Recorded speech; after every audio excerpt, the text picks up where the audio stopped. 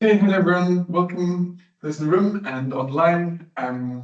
It's Tuesday at 2 p.m. UK, so we're welcoming you all to this week's Centre for Global Higher Education webinar. It's a real pleasure to be welcoming Jeff Grimm to present today. Jeff's been a visiting scholar this term with us, and he's based at George Mason University, and he's going to be talking to us about the many sort of profound changes that have been going on in the last few years in the US, particularly since 1 and 2, yes, thinking about anti-diversity, equity, and inclusion efforts in the US and the implications of them. The screen and the room is all yours. Thank you, Marcel. Thank you, David, and thank you for having me. I've been a participant in many of these talks, and so it's really exciting to be able to give one. Again, my name is Jeff Grimm. I use he, him pronouns. My main job is I'm an assistant professor of education at George Mason University, located in Northern Virginia, right outside of Washington, D.C. But here for this term in the spring, I'm a visiting scholar here at the University of Oxford. Here's what I'm going to talk about today for about a half an hour-ish. I'm going to do some acknowledgements, some disclaimers, and some definitions, and then I'll talk about some of the context behind DEI, anti-DEI policy and action in the US. I'll give a brief overview of 2 studies that came out of this, and then I'll talk about some implications and call to action. So just to acknowledge, this was in partnership with the former National Center for Institutional Diversity, which is now the Philip Bowman's Center for Scholarship and Practice. At the University of Michigan, which is where I did my PhD work. I would be remiss if I didn't acknowledge that they have changed their name, likely as a precaution to additional attacks. I also want to acknowledge some of the researchers that helped with this, the now Eric Aguinaldo, Jada Crocker, the now Dr. Raul Gomez, and Arissa Coinis. We also partnered with the National Association for Diversity Officers in Higher Education, and I definitely want to thank the participants who spent their time. In some ways, were vulnerable in even talking with us about their experiences, and so I really want to acknowledge that we have tried to do well by their voice. Some disclaimers. This study comes from data pre-Trump. And so there's been a lot of things that have happened post-Trump. But the data was collected in 2023 to mid-2024, towards the end of 2024, before the second election of Trump. So that's really important because there wasn't there wasn't any federal mandate or things around anti-DEI stuff at the time. So this is really looking at state policy. And state policy is really important, which we'll talk about in the US context, because that's typically where a lot of higher education policy comes from, because states have kind of the authorizing power and the financial purse to public higher education in the US. The context, legal interpretation, the actual law, institutional action, and certainly the political bullying that's happening around DEI work changes rapidly and daily. So there's definitely things that happen now that didn't happen then, and vice versa. And who knows? There's a time difference. So between the 5 hours that is here and there, things could have changed.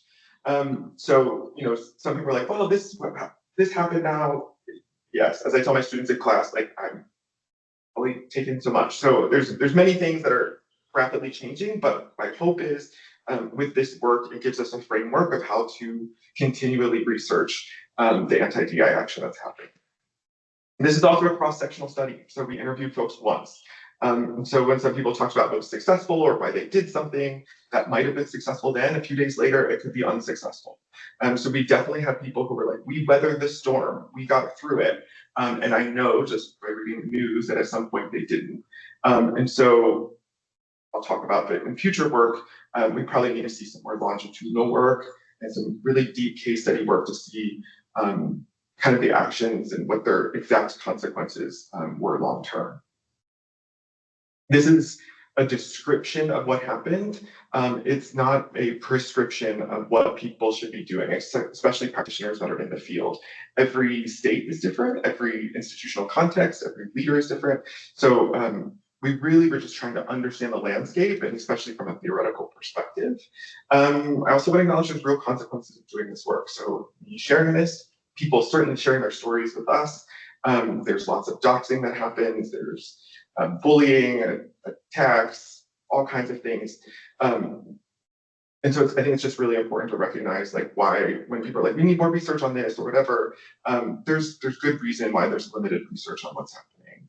And even though this is a US-centric study, the US then exports far-right policies with zero tariffs. And so I hope that one of my reasons for wanting to get this to an international audience, I think many of you in many different countries are probably already seeing some consequences of this, but I also hope to share some of those so that more people can be prepared. Because as we learned from state policy, there's a lot of people caught off guard because they weren't prepared by viewing what was happening in other states. So a brief definition of kind of diversity, equity, and inclusion work.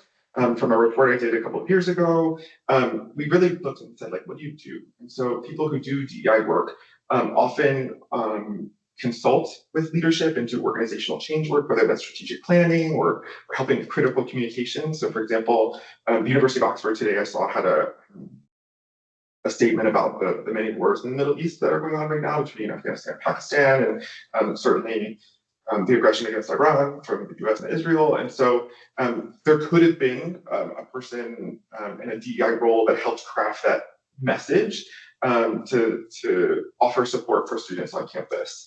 They also do programming, whether it's cultural events, climate surveys, trainings, often award ceremonies. There's ways that they engage with especially faculty and staff with recruitment and retention, curriculum changes, pedagogical training, and then often student support. So whether that's advising student groups, responding to student activism, doing programming around student success. So these are, not everybody does all of these things. Most people do some of these things, but it just depends on the role. But this is kind of the stuff that diversity officers often do, at least in the US. So what is it? What is a chief diversity officer? They do those things that I just talked about. So they're responsible for not only doing them, but coordinating and leading them. Their position titles can vary between associate vice president for diversity, equity, and inclusion, executive director, dean, vice provost, things like that, vice president in the US. But a lot of those have changed since then. They often include belonging, or maybe if they still exist in some way, they often are not using words like diversity, equity, and inclusion. The backgrounds of people come from lots of professional contexts, whether it's being a staff or administrator in student services or other areas of university, or a significant portion were faculty or are faculty in those roles. And then some people actually came from external places. So corporations, and especially the health sector, actually had diversity officers for longer periods of time than higher education. And so you do see some crossover between nonprofits and corporate DEI work into higher education. So who are they? There was, around this time, there was a survey from the National Association for Diversity Officers in Higher Education that just provides a couple of things. But one thing that's important, which I'll get to later, is that work is often intertwined with ancestral histories, personal experiences, and certainly social identities. So folks of color, queer folks, women are often the people who inhabit these roles for personal reasons. Like they've either benefited from them or want other people to benefit from them that they may share experiences and identities with. In 2023, about 60% of people were the first to hold a CDO position at the university. So I'll get into the history of this. But there were a lot of new positions that popped up after some of the racial reckoning that happened in the US and that I know reverberated around the world, with Black Lives Matter, and also police brutality and things like that, where activists were holding organizations accountable. So it's really important to put in context, a lot of the people were new in these roles, as well as a lot of the roles were new to the institution when a lot of these state anti-DEI actions were happening. About 40% report to the president, but often don't have, so they might have some political influence by reporting to the president, but they often have limited financial and human resources as well as authority to do things. So this is just briefly talking about, especially in the US, the federal government, until recently, for whatever reason, doesn't have a lot of direct oversight of higher education. That really happens at the state. So the state authorizes institutions of higher education, gives direct appropriations, appoints board members, which have work with executive leaders or supervise executive leaders at institutions to do the operational management of institutions. But the federal government gives money kind of indirectly through student financial aid, through research funding, and they do have some oversight and legal obligations, but it's really the state government, which is why we kind of frame this around state level policy. One, because that's what was happening at the time, but two, that's where a lot of higher education policy, where the rubber hits the road. So DEI work kind of evolved from the Civil Rights Act of 1964, where the federal government said that the country now cannot prohibit against race, gender, or sex, and some other identities. And then from this, you saw affirmative action, which is equitable intervention to create equal opportunity. As a policy, you also saw intellectual movements like the creation of women's studies, African American studies, and different identity studies kind of came about as curricular innovations, as well as like disciplines and fields. Again, this is a very brief history, but then in the 80s through the 2000s, you saw this pushback on affirmative action. Like we're good, we're done on racism now. And so that's where you saw some states that passed, like California is a great example, passed policy banning affirmative action and any sort of acknowledging of race in hiring or admissions practices. And there's this idea that things could be or should be race and identity neutral, as if the consequences were also race and identity neutral. But still, during this time, even though you might have saw like pushing back on policies, diversity was not seen as a bad thing. It was kind of good for business. Like that was kind of often this neoliberal kind of way of understanding diversity is it's not good for social justice. Like we weren't talking about social justice as much, but it was good for business. But then with the Black Lives Matter movement and continuing in through the pandemic in particular, you see these social movements where activists were holding organizations accountable. So it's kind of this organizational accountability movement of we're going to hold them accountable for police brutality, we're going to hold people accountable for sexual harassment and assault. But you saw this internationally with Roads Must Fall, with Fees Must Fall in South Africa. So there was lots of ways that especially younger people, but in general, were kind of pushing against kind of the organizational idea that we continue doing things as we always have been in a kind of race or identity neutral way. Now, this is also about the time we see in the US, there's this anti-critical race theory. And so you can't see it very well, but October 26th of 2020, so middle pandemic, right before the election, the Heritage Foundation, which is a right-wing pretty far right at this point, think tank came out with this idea that critical race theory, which is a legal theory, is dividing America. And at the time, most people, it was the last thing on people's minds because we were in a pandemic, there was election, but there was this burgeoning movement that thinking about race and naming this one theory was the new boogeyman. Not many of us took it seriously. Politicians, academics joked about it. And then in 2021, a year later, Glenn Youngkin wins the Virginia governorship by surprise. And he really ran on education. This was one of the first times that Republicans kind of ran on education. And it was because people were upset that their children weren't in school because of the pandemic. There's lots of other kind of socio-political factors that went into it, but he ran on critical race theories dividing. And so that really gave way to an opening, especially a political wedge issue, where Republicans then started to kind of build on that movement. Because if they could win in a purpley blue state like Virginia, they might be able to win in other places as well. So between 2022 and 2025, this is really when you saw a lot of state policy proposed, passed, a lot proposed, less passed, but also some executive actions around anti-DEI stuff. So Florida and Texas are always the examples, but they were kind of some of the first to actually pass laws. There were other people who were proposing them, but they really passed laws for all institutions, public institutions of higher education. They were banned from DEI programming, which has a broad definition, and resource expenditures. So not only could they not spend money on it, but they couldn't do anything, even if it was cost neutral. And I don't love to highlight things all the time that don't necessarily need highlighting, but Christopher Rufo, if you haven't heard of this name, interesting character, but he's really been this kind of activist that's been pushing this agenda and doing it fairly well. What I appreciate is he's very open. So if you Google Christopher Rufo, you can find podcasts, you can find interviews, kind of his manifestos around how DEI will be an issue that he can wedge between voters. They can win over the suburban white mom voter in education.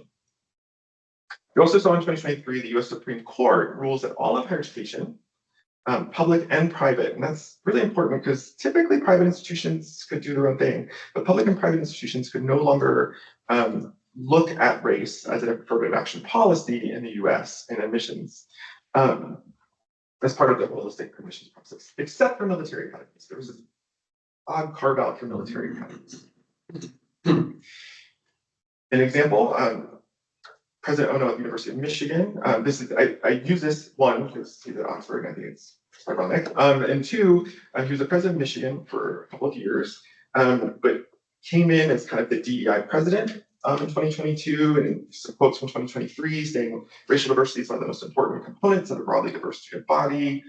He dedicated $80 million to putting towards health equity and specifically recruiting tenured Black faculty members that had a demonstrated commitment to equity and inclusion. But 2 years later, when he wanted a new job and political headwinds had turned, DEI was something else. It was ideological, it created division, it was bureaucracy. And so he made the decision at the University of Michigan to eliminate some of the centralized DEI offices, and everything now should be merit-based.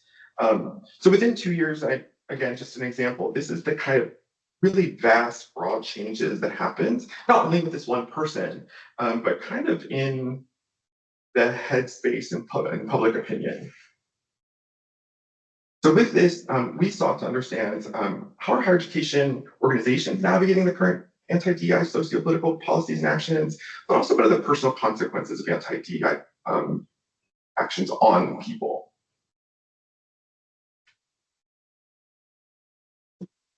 So some sources of anti-DEI pressure, which we talk about this, the states is often where higher education policy is controlled, but governing boards, presidents, faculty, staff, and students were providing both anti-DEI pressures as well as pro-DEI pressures sometimes.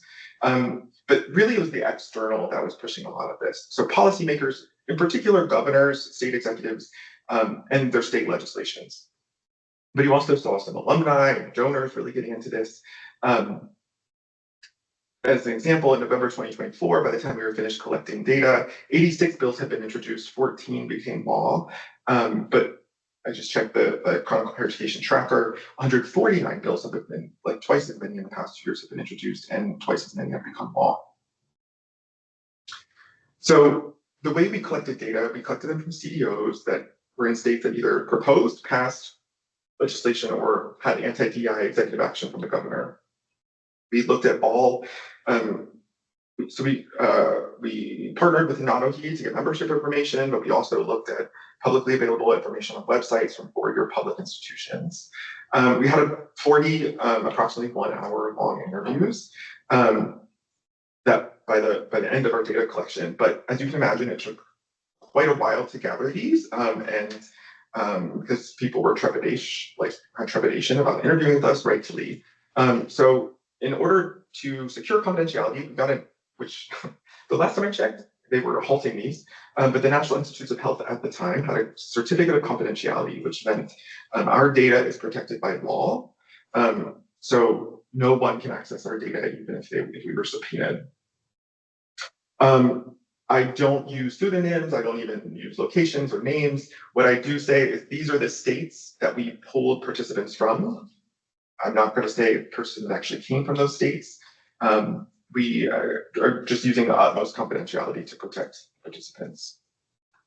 For the most part, we use a critical social constructionist epistemological stance. So we recognize the power dynamics that were happening amongst participants' social realities that they shared with us. For the first study, we built a model.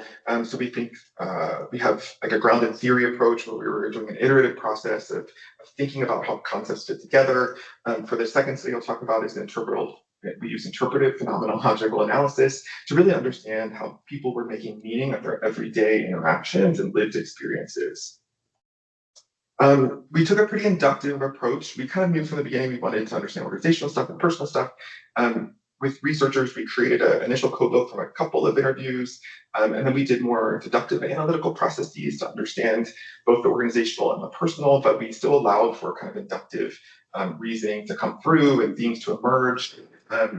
With all of the researchers, we had this very specific way of code checking as well as dialogic reconciliation between both codes and themes. And from that, we created both themes as well as conceptual mapping for our results. So the first result. We used repressive legalism by Garces et al. To help frame how organizations were responding or could respond to anti-DEI work. So repressive legalism looks at how institutional actors, so the people themselves, interpret the enaction of law or legal precedent, and how that is greatly shaped by socio-political influence. So it might, like how the argument is, it might not be law, but it's what you think of law. Or it's what other people have told you to think about law, or it's using law as your reason when there might be many types of interpretations or reasons behind that. So it really looks at how the socio-political opinion and context shapes how people enact law on a micro basis at the organizational or interpersonal level. So the model that we have is the kind of three main things or ways that organizations responded and CEOs responded from the organization is through inaction, proaction, and reaction. So inaction was kind of intentional homeostasis, like staying put to see what's going to happen. Like I'm not changing anything until somebody says I need to change something. That, as well as reaction, were probably the least, this was the least used. Most people were doing something. Proaction was used quite often, where people were changing things superficially.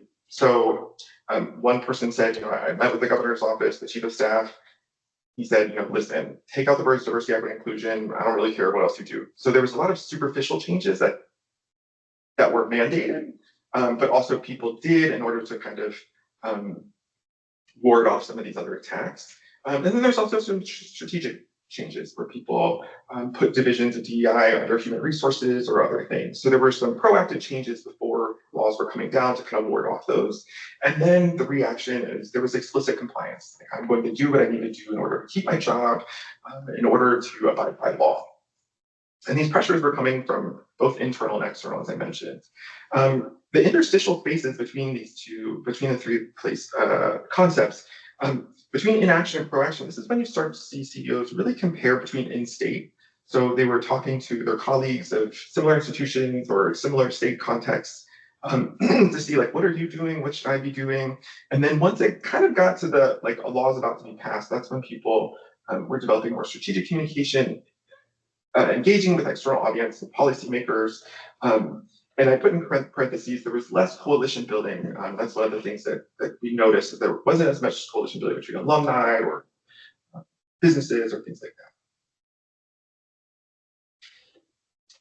that. So just a little bits of data. We have much more data in the report and it's on papers, but this person said for inaction, I'm not considering shifting until I have to. So this person had also been in the role for a while. It was not part of the 60% of people who have been in it for less than a year. But I'm not doing anything. I've been doing this way too long to be shaken by things I shouldn't be shaken by. So this person was staying put and seeing where things were going. Again, that was by far the minority of actions. That was less people were doing this. Most people were doing something or had to do something. The proaction or proactively kind of responding to this, where this person said, we we tried to remove things that might serve as hot buttons that would draw attention to us. So we mainly went through some of our mission statements and removed a few words. So they were explicitly told by legal counsel, make sure these things are removed, they're going to be a hot button issue from just one legislature that's out for this. So make sure they're removed from your mission statements and websites. So there was renaming and reorganizing of DEI offices, or even limiting some of the DEI programming that happened. So there was trainings were canceled, things like conferences were canceled,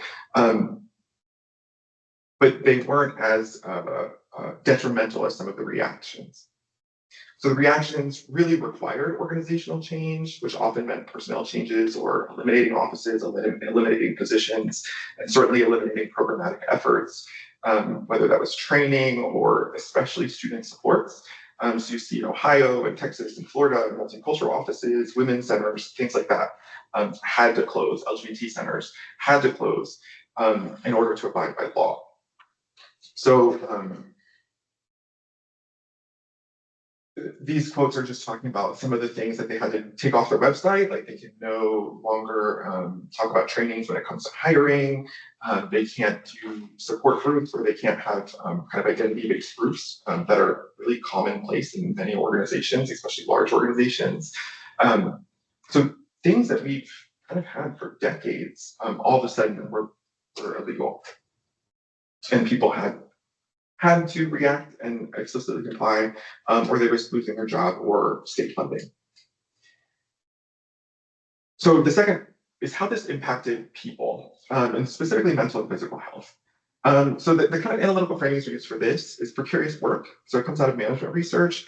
Precarious work in particular has often been used to describe like retail employees, because it's about creating working conditions that are unstable and detrimental to workers in order to be used as a form of labor exploitation and compliance.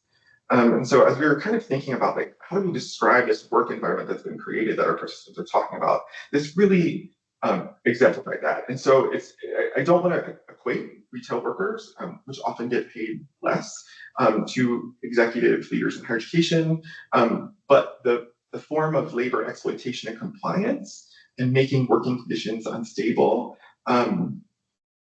is similar. We also took a critical perspective specifically on how the work is often intertwined with people's histories, familial histories, personal and social identities and experiences. And all but one of our participants identified as a person of color. And so we looked at racial battle fatigue, which specifically examines how systemic racism and institutional barriers contribute to mental, emotional, and physical health outcomes. And so as we were asking people, like, how has this work affected you? People shared really deeply personal and hurtful ways that this was impacting their mental and physical health, in ways that were intrapersonal and interpersonal to their tied identities and shared experiences.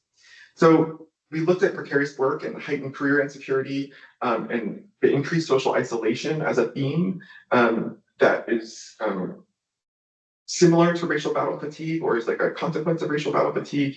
And we wanted to map those onto the physical and mental health outcomes. So when people talked about their heightened career uncertainty,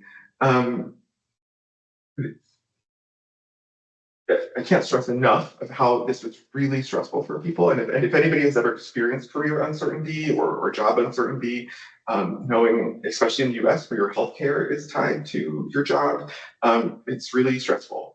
And so, the first person said, there were, of course, a couple of days or the past couple of weeks or months or years where I thought, I'm not going to have a job next week.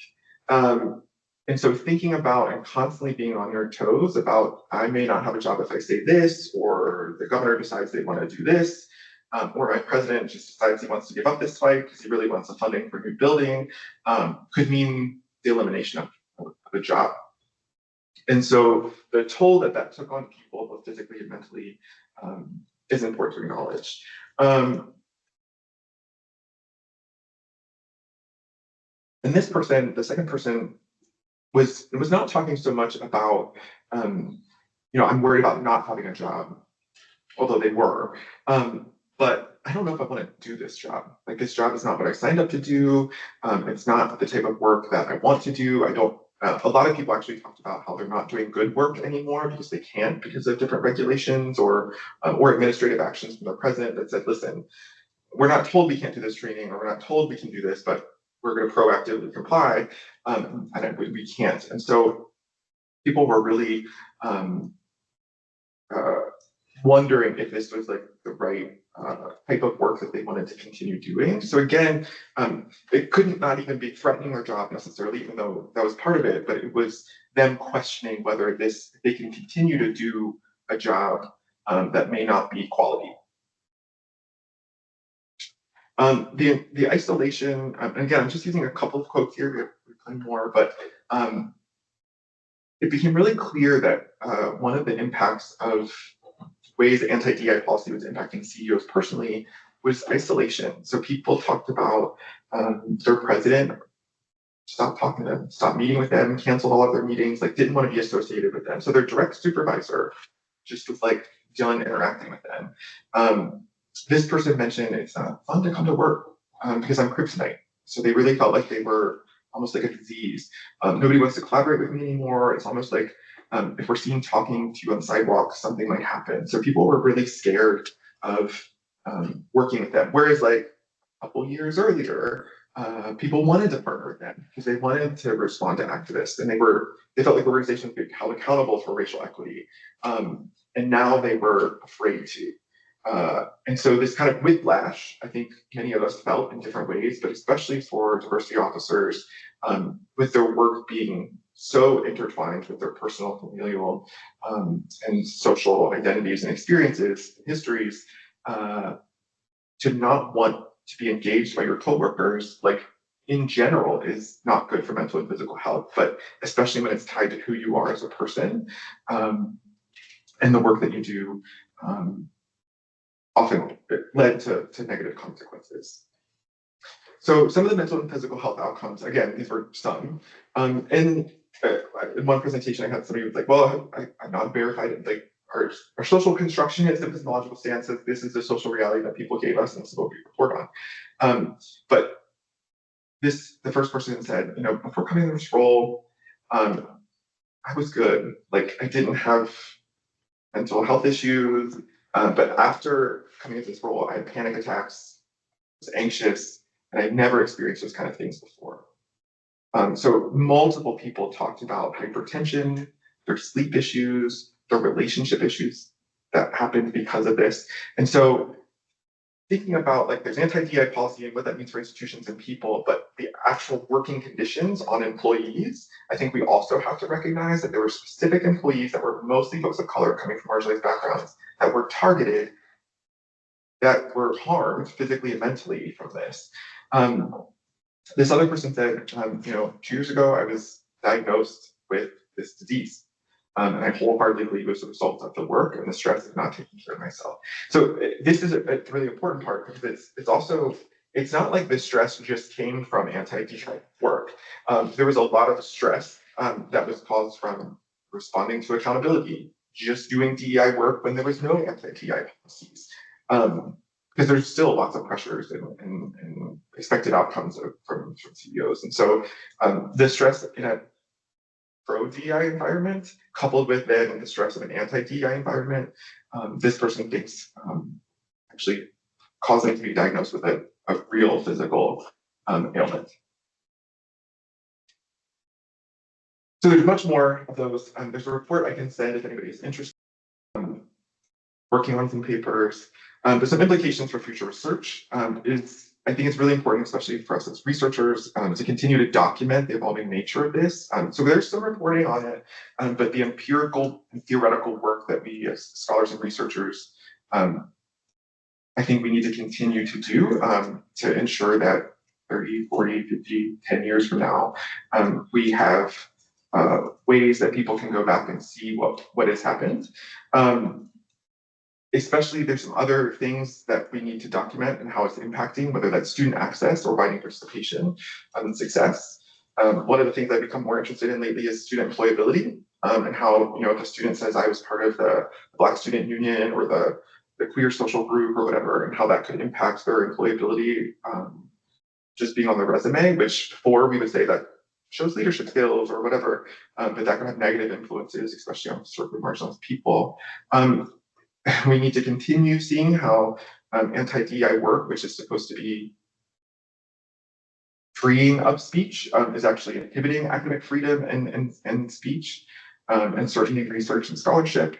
And we need to recognize that university is a work environment, and oftentimes we don't. And that, so anything that we think of other work environments for recruitment, retention, and climate, we need to recognize universities. I think it's one of the things we try to do with this work is to connect macro policies to meso-organizational context to the real outcomes of individual relationships or in people. I think we need to continue to kind of do that kind of theoretically to understand how policy impacts people. We need more longitudinal and case study research, especially when I talk to practitioners. Like people are like, I want to know what to do. Like this, I'm going to tell you. Like, I can tell you what happened. I can tell you some of the consequences, but I think we need more longitudinal and really in-depth case study research to capture more causal impact. And I'm a believer in qualitative causal impact. And we also, and this can be controversial, but I think we need to better understand the motives and thoughts of anti-DEI actors. The ones that are ideological, less interested in, because we kind of know their ideas and thoughts. But the ones that are maybe ignorant of DEI or naive, or don't know what it is, or have never had to experience equity work before, I think understanding their motives and experiences, I think would be helpful for us as researchers and practitioners, because I think there are some bridges that could be built to build more coalitions of a wider net. And then those who want to resist anti-DEI work, it's really important to not allow chilling effects from ideological legal interpretations to guide heuristics in action. How some people are interpreting law, especially once the Trump administration came and said racial discrimination is actually anything to do with racialized support or supporting students of color or recognizing race. We need to really push back against that rather than allowing that to happen. We need to create more truthful narratives and communicate the importance of equity work when it's there. We also need to create more truthful narratives of things that don't work and that haven't worked. And I think that's, it's not like all equity work, just like any work is perfect. But I think we need to, especially as researchers, create more truthful narratives about the pros and cons and the good and the bad. Especially when I talk to practitioners, like we need to continue advocating with data and reason, even if it's futile. Like there's a lot of policies that will be enacted where data and reason don't matter, but that doesn't mean we shouldn't be producing it and highlighting it. Knowing the physical and mental health outcomes that happen from this, we need to engage CDOs and other people that are engaged in equity work to offer support, especially those of us in faculty roles that can easily just hide behind our research and not participate in shared governance. I think it's important that we find ways to support people who are in the trenches with this. And another way to do that is being in community and building coalitions with multiple stakeholders, especially external stakeholders, which were less prevalent at the time, and I still think are less prevalent. I think there hasn't been as much of a political push or accountability for politicians and policymakers to think about this in positive ways. In that kind of the Casarucos of the world have dominated the narrative, and there hasn't been a lot of pushback on it. We need to continue capturing the moment through research. That's what we do. But those of you who are good at storytelling and social media and other types of media, I think we need to also share the benefits of that proactively. And I say that as I started off, one of the reasons I want to share this with an international audience, and I think we should be thinking about it, is because if anybody's thinking like, probably couldn't happen here in this context, we thought the same thing. And so, and as I've talked to people here in the UK who do equity work, they've already had to change titles. They were already doing things without a kind of national mandate. There's been kind of social and political pressures. And so thinking about every democracy is probably is being impacted by lots of things, especially right now. But the anti-DEI work is one of the ways to get at anti-democracy and freedom of speech and freedom of press, and certainly freedom of teaching and things that are happening in higher education. So yes, one of the participants said this, is that we ignored it a little bit. We ignored the dog whistles because there's just so much, there's like so much coming at you. But we thought of it as a lunatic fringe when they're talking about anti-critical race theory and things like that. They're never going to be mainstream. We'll be fine. And very quickly, those voices became more mainstream. Those viewpoints and opinions became more mainstream, and we were off to the races. And by that time that happened, I would say most of higher education was caught off guard, and were not able to fully recover, and certainly didn't have positive, constructive narratives to share that countered some of the negative narratives shared by the far right. I welcome questions. I really thank you for joining me today. I certainly thank you to the University of Oxford for giving me this opportunity to share my work. Yeah. Brilliant, thank you very much. We've already got some great questions online and in the room. Can I just start by asking you one question about someone who's written a lot about the UK situation, Sarah Ackland, and she writes about the sort of challenges and diversity workers face in the UK system, where she feels that universities are just performative in their sort of not really taking this seriously. What you presented is a story of universities taking this seriously, but then having to change their track. So do you want to comment on that? Sure. Yeah, I mean, Ahmed's work is like really important in the US context, like we all the time. And so there's a couple of things I think about it. Is one, no work is perfect. And I think it's when it comes to DI work or equity work, once it becomes institutionalized, and she kind of talks about this too, but once it comes from activism to institutionalization, institutionalization creates performative things. And certainly higher education, like the currency that higher education works off of in both the US and the UK is media and communications and image building. And so it's not surprising that there would be lots of performative actions and maybe less impactful actions. I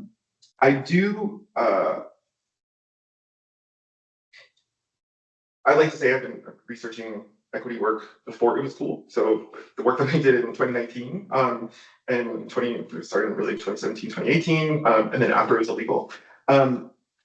I have been critical of DEI work in different ways as well, knowing that some leaders will hire a diversity officer that's probably not super effective, knowing that that's their way of not making change.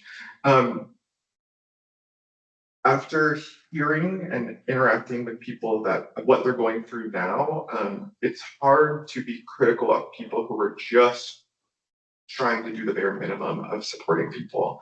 And DI workers are not the only people who support marginalized folks. This has been happening since the beginning, but usually in informal, non-paid roles.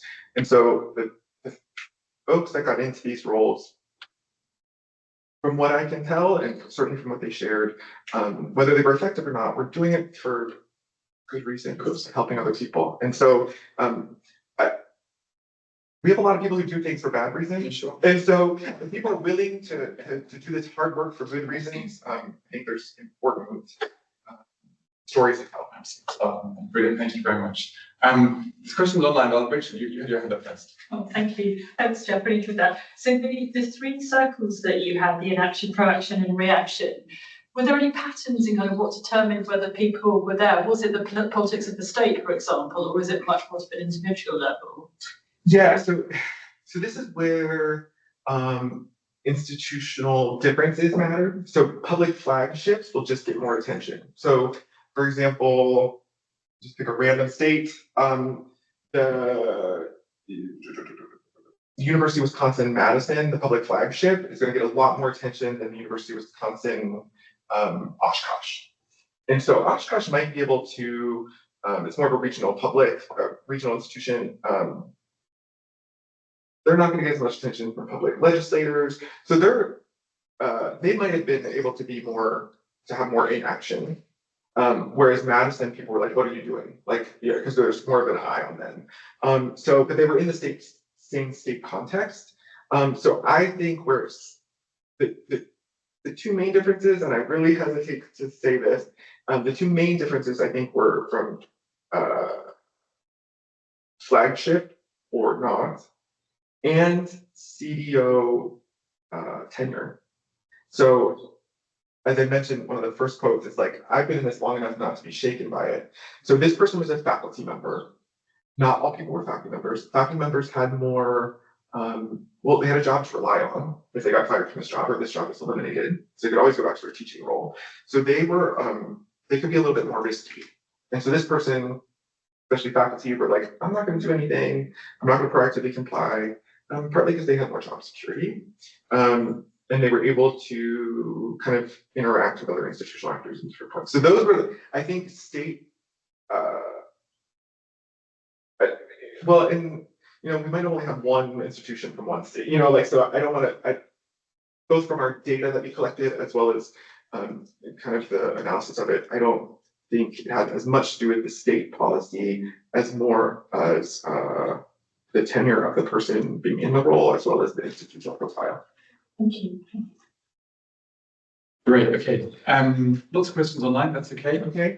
So I'll ask Inez first to ask a question. Inez, you should be able to unmute. Should I stop sharing? Yes, please, yeah, why not? Thank you so much for the presentation and the insights into this study. My question is related to the speed of reaction by universities, and in case you have been looking at that within the study, or if there are studies that maybe also looked at how fast did universities respond to anti-DEI policies from the states, and if there were also patterns where one could see, okay, the universities took their time to really come to a conclusion, there was exchange within the organization about the topic, etc., or if it was rather a top-down decision, the president of the university or the executive board very quickly took the decision on taking down things, and then the teams or the DEI officers just had to follow. Yeah, thank you for that question. The first thing that comes to mind is, especially when you're collecting data,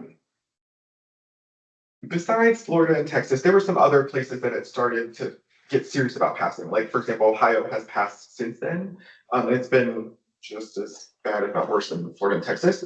But people still had some time when we were interviewing.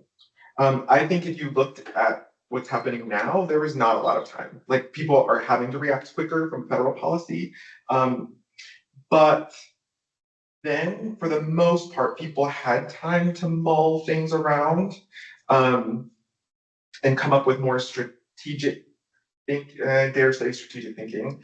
But there were slower responses than what I've seen in the past year, for example. I think it also depends on the relationship between, like, the legal counsel to the university and the CDO. So some legal counsels would say, like, we need to change this now, and that created a lot more tension with CEOs. So one of the things that we asked in the interview that I didn't talk about here is, like, who did you go to for advice and things like that? And people that had better relationships with their legal counsel often were able to take a more measured approach. But those who didn't, and their legal counsel were kind of more heavy-handed, have said, well, this is how I'm interpreting the law and this is what we're doing. Where often they had to respond a lot quicker. There was also some things that came out, which I don't talk about here. And there weren't, well, there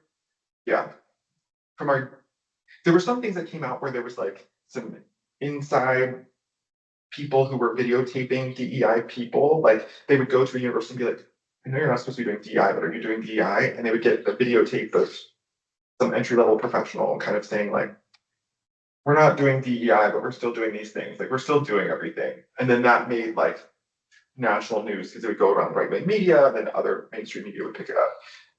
So that again, the currency of education is often media and image. That prompted very quick responses. So it determines how the attacks were being given, but during this time period, I would say mostly people had a little bit of time for measured approaches. But as I also mentioned, many of them thought they weathered the storm, and then they didn't. Does that answer your question? Yes, thank you very much. Good, thank you, Inez. And another question from Kelly. I'm really sorry, I'm not doing very well with names here today. Kelly, please do ask a question. That's all right. Yeah, thanks so much for this really important talk. I mean, I kind of feel like I'm a little bit at the sharp end of this because I'm in an American university. As you can see by the logo, I'm in an American university in London. So we're accredited by middle states in America to offer US degrees, but we're also regulated by the Office for Students in the UK and can award UK degrees. We've already stopped talking about DEI with middle states at their request. They haven't told us to stop doing it, but it's become clear that it's no longer part of our conditions of accreditation. So I've thought a lot about this. My colleagues aren't really happy in terms of feeling complicit in what's going on in the US by our silence on it, essentially acquiescing. We have in the UK, and our regulator here, the OFS, has a new freedom of speech compliance condition of registration on UK universities set up with the same political motivations that have led to what's happening in the States. As in, they thought universities were no platforming certain views and things like that. And now we're saying to the OFS, well, if you want to know about censorship, look to America. That is where the censorship is occurring in universities. It's having a bit of an effect on us because we are being asked not to talk about certain things.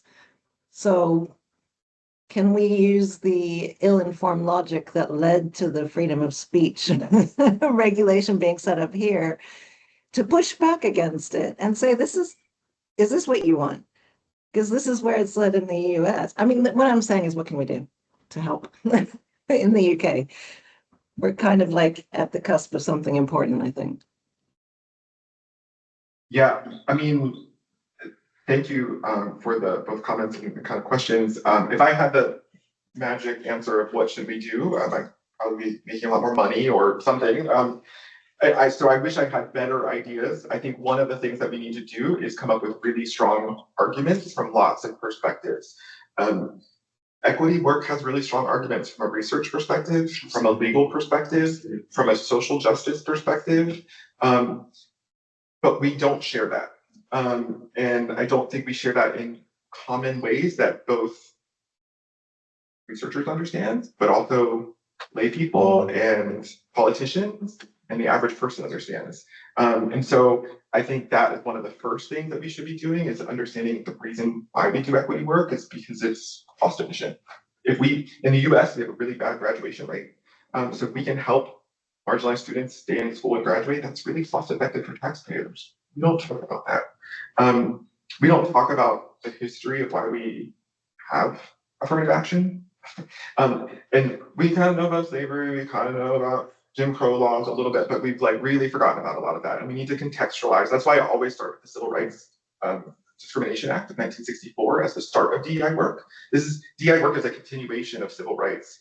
And it's institutional and policies that help contribute to ensuring civil rights are protected. We don't talk about it in that way. We allow other people to kind of talk about it as bureaucracies, which it is, and there's realness to that. But I think we need to be able to proactively frame why we do what we do, or why we should continue doing what we're doing from multiple frameworks and multiple frames. Because there's a monetary reason why it's good, there's a humanitarian reason why it's good, and we need to do better at that. Thank you very much, Kelly. That's a great question, really important. And you were well placed, as you say, to feel the winds from both sides. Michaela, again, apologies for names. Do you want to ask your question? Was on and off and on and off. Yes, thank you for very interesting perspectives. I think I have two questions just to follow up. One is, are you actually continuing your research on this? Because of course, matters have only gotten more interesting, I think, since you've performed this research. That's the first question. And then the second, as D&I officer in a university in the Netherlands, I'm wondering, is there comparative research into how the anti-D&I movement is disseminating within Europe? to answer your second question first, I don't know. But I certainly know that the way that often far-right movements have been disseminating across Europe, there's definitely communication channels and certainly media companies that are doing it. But I would look to some of my other colleagues to potentially have those answers. I should have better answers for that. To answer the first question, I'm not continuing to do this work. And it's, well, this study in particular. And many of the participants I have been like, interview me now. Like, I want to like come back and do this. Partially, this was funded by the Gates Foundation. And that money is gone. Partially, if I'm being real, it's sad. Like, one of the reasons I've not been super active about publishing about this, it's once we were ready to publish and we have some papers really almost ready to go, the context completely changed. And it's really demotivating, which is exactly what it's meant to do. It's meant for us to stop thinking about it. It's meant for us to stop continuing to work. But I'm trying to get back into being motivated, but it's really hard when the world is the way it is right now. And there are so many more awful things that are happening, not just anti-DEI stuff. So if I can be real and personal for a moment, that's one of the reasons. I am being here in the UK, I'm on a sabbatical right now, and one of the things I have had conversations with different people, and one of the things I do think is really interesting is I've been talking, there's been some random comments about student employability, and not my area, but one of the things, because there's so many US-based companies that have changed their policies, but that also hire internationally. So if you're trying to work at Google in the UK or Netherlands or whatever, students are now having to change their CVs and things in order to meet those policies. And I'm like, what an awful way that we're exporting this. And so that is, and it's also limiting the amount of people who get jobs, which nobody wants.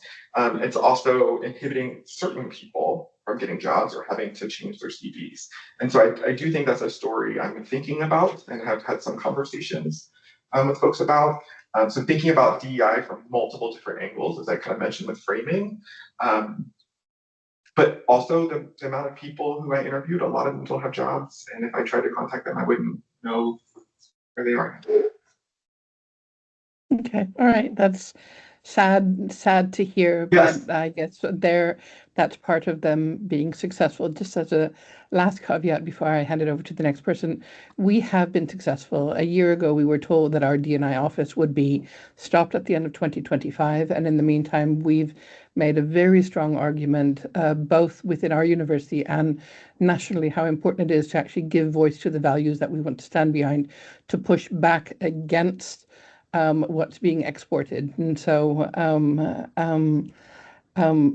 don't know how long it will last in the face of what may still be coming, but for the midterm, we're still okay. That's great. Thank you for sharing. We need good news. Brilliant. Thank you very much, Michaela, and I'm really pleased that that's a little bit of good news today. We've got about 2 minutes left, so I wonder whether Ala and Usman, whether you both want to ask your question very briefly, and then Jeff perhaps can reply to both of them. Hi. Yeah, I can come in very quickly. Thank you very much. Can you hear me? Yeah. Yeah. Thank you very much, Jeff. That was really interesting. I'm conscious that it was such a great talk, and it's such an important topic, and I don't want you to end on a negative note. I think that this is a really, really important area that we should continue to monitor, whether or not social structural patterns peak and trough throughout how we feel about things or how society is responding to things. And I guess my question, you've kind of touched on it already, and I'm really glad that previous questions kind of link to it and dovetail with it. To what extent do you think it would be beneficial to have a longitudinal analysis of how these peaks and troughs of how DEI is viewed, how it has unintended consequences on our institutions, and how it continues and will continue to impact things in a much more entrenched way? So I'm thinking about organizational culture, the wider kind of communal kind of ricochet of these kinds of things. So I'm thinking more about kind of a longitudinal analysis. I know you already spoke about the kind of social patterns that led us to where we are now, and also how institutions can ensure that the way in which they respond to things, because this won't be the first time that there is some kind of trend and people are very responsive, the extent to which institutions can respond to things in a future-proofed way. So maintaining their position as anchor institutions as opposed to being very responsive.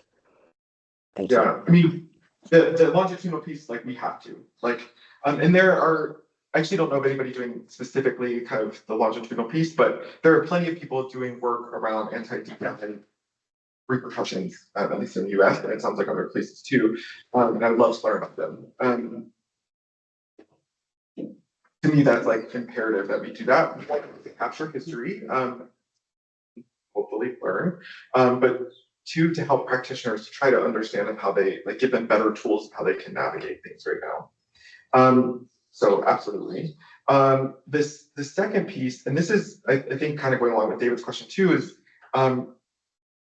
we should have done better assessment and evaluation of the types of work that were happening to be able to share truthful narratives and also change the work to make it better as it was going along. And so I think to be critical of work is to do it justice. And I don't know that we always were as critical of DEI work as we could have been. But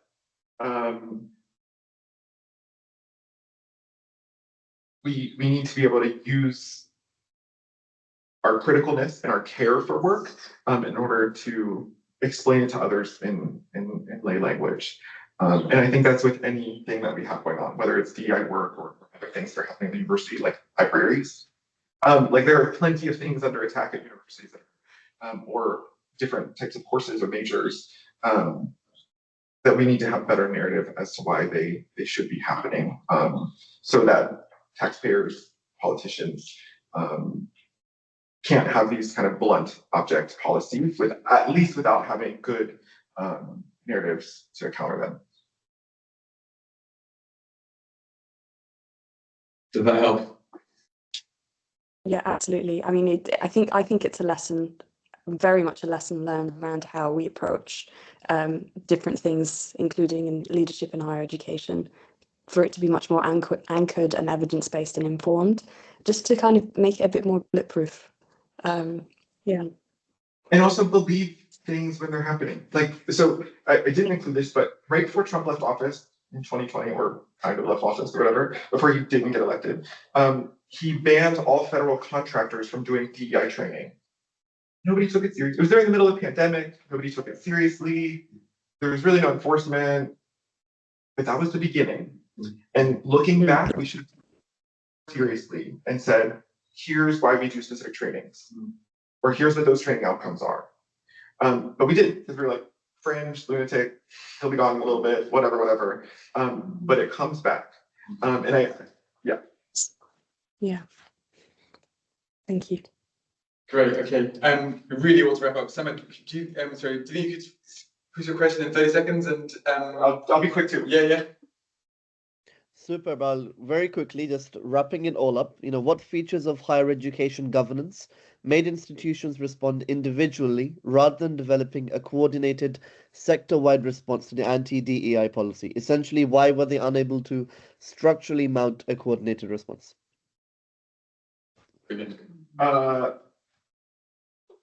Partly because of how closely some institutions are tied to their state that we're attacking them.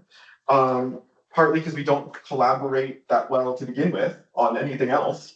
And so why would this be a collaboration? And I think you also saw a vacuum of leadership around DEI at some of the association levels in the US too. I think associations were not well versed in this, didn't really understand. Like there was a lot of ways that leaders at the institutional level, as well as the system-wide level, or kind of the groupings of institution level, or the kind of strategic action field level, were not experts and didn't have the right expertise to come up with good counters. But I agree with you, and I know like the American Council on Education, which is the leading lobbying group for higher ed in the US, they have kind of said like, listen, institutions, we understand you can't push back as much, let us do that. And so I think there has been more of a need and an action from associations, but it's hard because you open yourself up. Well, you've been really frank, Jeff. Thank you very much for being honest. And I'm sorry this has been such a tough bit of research for you to complete, but I hope you find the energy to sort of push on through, because it's really important to get this stuff out there. Thank you all for coming, everyone online and in the room. Jeff, we wish you the very best for everything we can do. Thank you. If there's anything, please email me, but I appreciate you coming.